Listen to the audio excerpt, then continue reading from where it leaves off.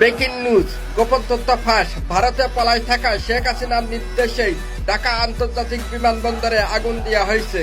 যখন ফায়ার সার্ভিসের কর্মীরা আগুন নিভাইতে যায় তাদেরকে বাধা দেওয়া হয়, তাদেরকে মারা ধরা হয়।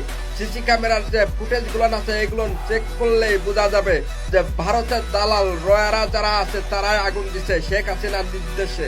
কথাগুলো শুনে যান। তারা যদি সিসি ফুটেজ তারা ডিলিট না করে তাহলে এটি সঠিক তথ্যটা ফায়ার সার্ভিসের কর্মীদের উপর যে হাত তুলছে এটা প্রমাণ পাওয়া যাবে। কিন্তু তারা সিসি ফুটেজ রাখবে কিনা এটি এখন আমাদের কন্ডিশন। একজন ফায়ার সার্ভিস পিছনে গেছে, ওনাকে ধরে নিয়ে ওখানে 25 থেকে 30 জন লোক উদম মারছে, মানে খুব মারছে। যখন পুলিশ যখন গেছে যে কি করছো তোমরা, এরা তোমাদের জন্য আসছে, তোমাদেরকে বাঁচাতে আসছে, তোমরা তখন পুলিশ যাওয়ার পরে পুলিশকে মারছে। তখন একজন ভিতর থেকে দৌড় বের হয়েছে যে আমাদের সদস্যদেরকে মারছে।